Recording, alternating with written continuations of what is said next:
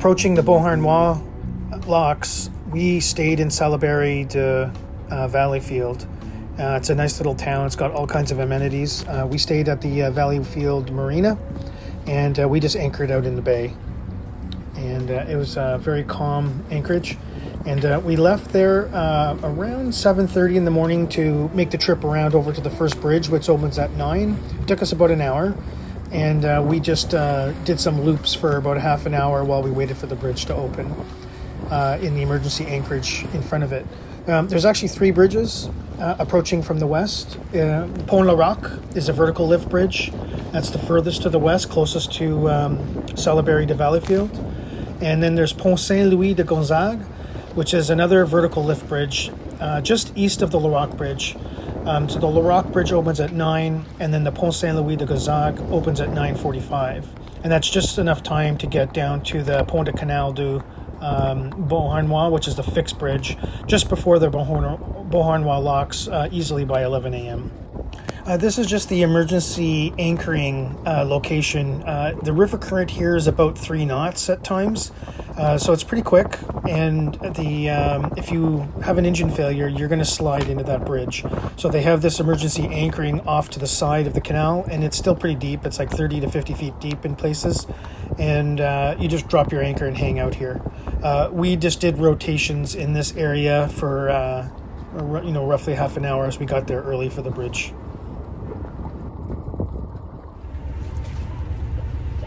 Okay, so we're rafted up here next to the bridge, and it's basically a bit of a parking lot.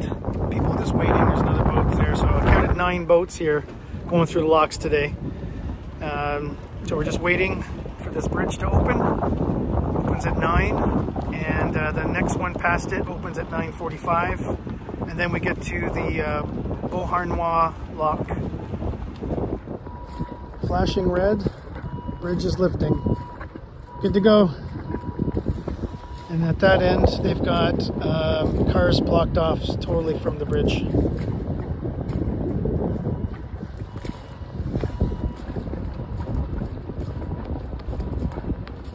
A few boats have hit that bridge protector.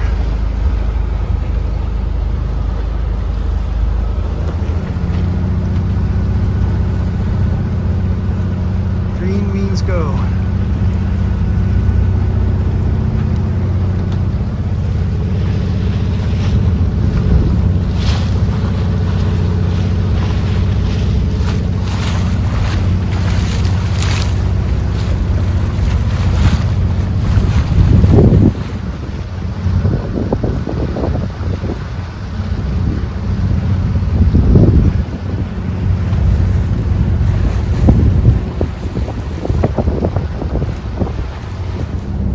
So that's the Laroque Bridge.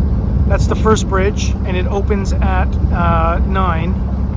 And now we're making our way to St. Louis Bridge, lift bridge, and that one opens at 9:45. But we got a ways to go. Passing some industry here, and a big ship. And basically the channel's marked, and the migration channel is on the left side. That would be the north side of the channel, and the right side's kind of open. They have fishing and things, but if you do need to do an emergency anchor, you would do that on the right side, and they have some designated spots. So coming up, there's another one in front of the little town, in front of the bridge where you go.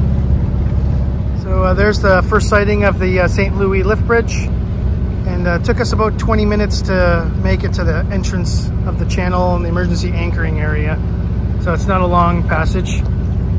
We've got 2 knots of current, and we're doing 6 knots of boat speed, so we're actually doing about 8 knots over ground. So it took 20 minutes. I don't know, you can do the math on that, but it's not too far. Flashing red lights at St. Louis lift bridge. And assuming at the top we'll get a green. And it opened on 9:45 without any announcement. It just started going up.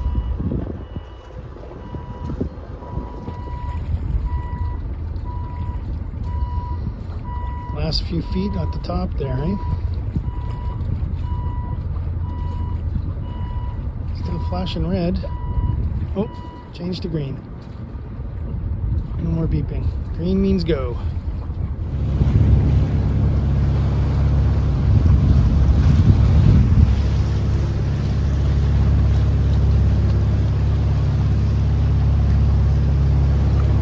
Bridge is 119 feet tall, so no problems for our mast.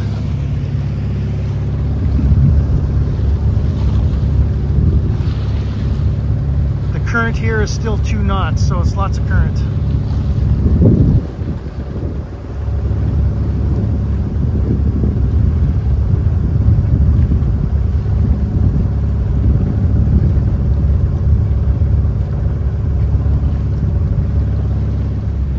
Now we've got to make it to the lock for 11. Power boaters up ahead have opened her up.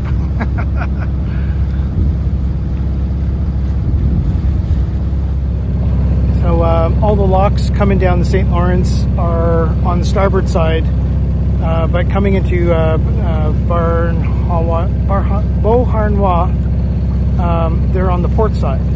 So opposite. So this is the port side here. All the other locks are on the starboard side. So we'll switch the lines over and the cleats, and we'll get the fenders out here on the port side. Okay, so we're approaching the Beauharnois Lock. We got here at 10:20.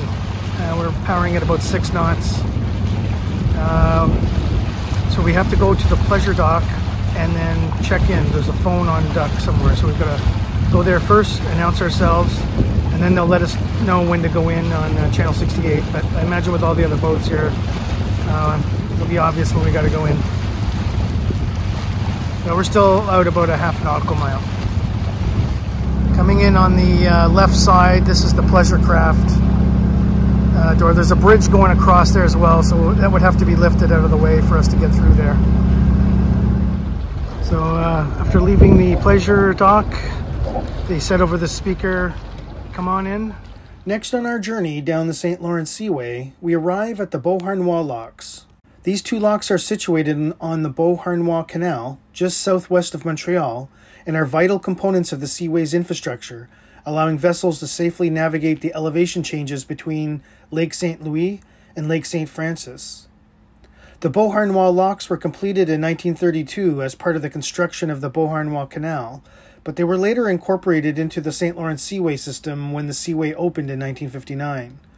The locks are located in Quebec, Canada, and represent an important milestone in the development of the Seaway, helping to overcome significant elevation differences along this stretch of the river. These locks, located in the heart of Quebec, play a critical role in enabling ships to bypass the Beauharnois Dam, which generates hydroelectric power for the region. These locks are essential not only for movement of vessels, but also for maintaining water levels and facilitating energy production. The Beauharnois locks are impressive in both their size and function. Lock 5 is positioned upstream, and Lock 4 is just downstream, with a stretch of canal between them. Together, they manage a total lift of around 25 meters, 82 feet, allowing vessels to navigate a significant elevation change. One of the unique aspects of the Beauharnois locks is the staggered setup of the 2 locks. Lock 5 is upstream, handling an initial lift or drop, and once vessels pass through a stretch of the canal, they enter into Lock 4, which then completes the transition. The 2-step process allows the canal to manage the steep elevation changes safely and efficiently. So the way it works here at Beauharnois Lock is they give us these ropes, and they're clipped off to the top. And we just hold on to them and we lower the boat down using the line here. It's a pretty long line. They unfortunately told us that there's a ship that crashed in the next 2 locks at the St. Catharines Lock. So we can't actually get through it. So we're going to get through these locks, and then we're going to have to go anchor somewhere in the lake in between or in the passage, and then wait it out until we know that it's clearance. So we'll see how that goes. Like other locks on the Seaway, the Beauharnois locks are built to handle large ocean-going vessels. Each lock is 233.5 meters long, 766 feet in length, and 24.4 meters in width, or 80 feet in width.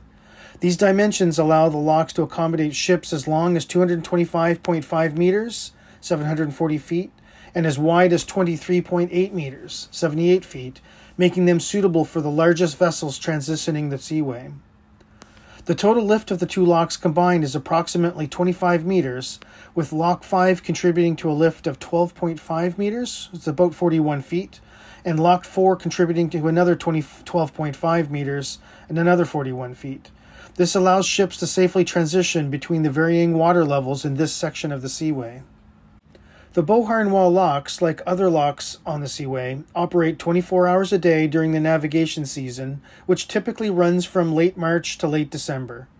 During this time, lock operators carefully manage vessel traffic to ensure that ships can transit the locks without significant delays. On busy days, the Beauharnois Locks can handle as many as 12 vessels, with a mix of large commercial ships and smaller pleasure craft. Scheduling is critical to keep traffic flowing smoothly, and lock operators work diligently to ensure that each vessel's transit is timed efficiently. Each year, thousands of vessels pass through the Beauharnois Locks, moving millions of tons of cargo between the Great Lakes and the Atlantic Ocean. From grain to iron ore to containerized goods, these locks play a vital role in supporting international trade and keeping the Seaway's traffic flowing smoothly. The Beauharnois Locks were originally constructed as part of a broader initiative to develop hydroelectric power along the St. Lawrence River. The nearby Beauharnois Dam generates electricity for Quebec and beyond, making the locks crucial for both navigation and energy production. When the St. Lawrence Seaway opened in 1959, the Beauharnois Locks became an essential part of the Seaway system, allowing vessels to bypass the dam and continue their journey. Today, the Beauharnois Locks continue to serve dual purposes, facilitating the movement of ships and supporting the region's energy needs. The combination of navigation and hydroelectric power generation makes this section of the Seaway unique. The Beauharnois Locks are a key component of the St. Lawrence Seaway, allowing ships to safely navigate one of the most significant elevation changes along the route. With their impressive size, dual lock system, and strategic role in both trade and energy production, the Beauharnois Locks are a marvel of engineering that keep the Seaway running smoothly. The Beauharnois scandal was a Canadian political scandal around 1930. The Beauharnois Light, Heat and Power Company had given $700,000 to the ruling Liberal Party of Canada in the run-up to the 1930 federal election, in exchange for the right to change the flow of the St. Lawrence River through building a hydroelectric power station. The scandal tainted the reputation of Prime Minister William Lyon Mackenzie King, although it was not discovered until the year he had lost the election. Later, commentators had suggested that it was the most famous example of political bribery in the decade. The initial proposal to divert the river had met with opposition from rival hydroelectric companies, as well as shipping-related companies concerned about the impact on navigation and shipping. Two Liberal senators, McDougall and Hayden, received contribution from the company president, R.O. Sweeney. The donations were split between the Liberals' federal and Quebec provincial parties and were allegedly to secure the right to divert the St. Lawrence River 30 kilometers west of Montreal to generate hydroelectricity. It was later revealed that King had taken an all-expense-paid holiday to Bermuda, paid for by Beauharnois. Having given the Liberals $700,000, Beauharnois made a similar offer to the Conservative Party, but it was believed that R.B. Bennett had forbidden the party to accept the payoff. So those guys are rafting up behind us.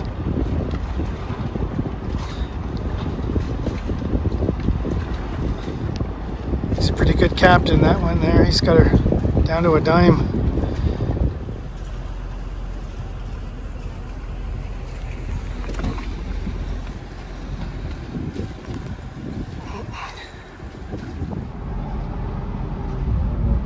They raised that thing, that bridge, but I don't know, there must be something else they used that for. And we're starting to go down.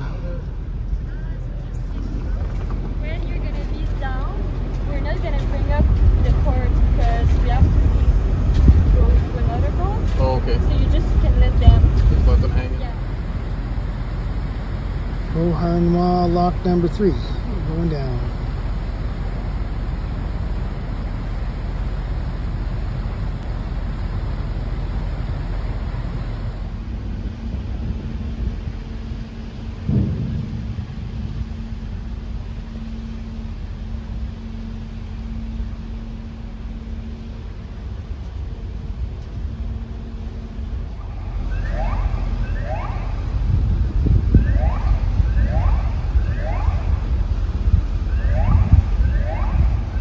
dangerous opening.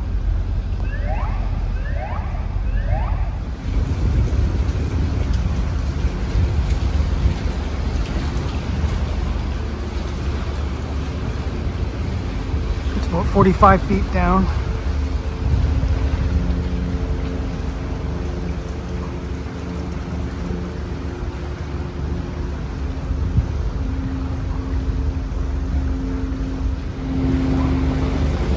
Row of boats coming out.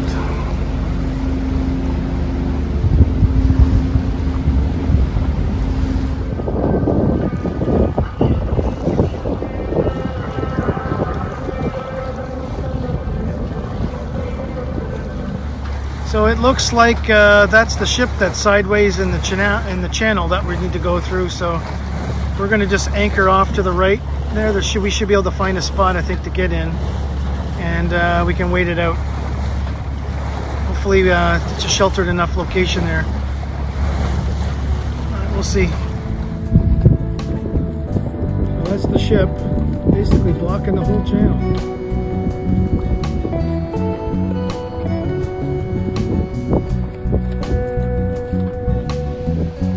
This ship is so big I can't fit it in my camera lens. That's half zoom. And it's basically touching the other bank.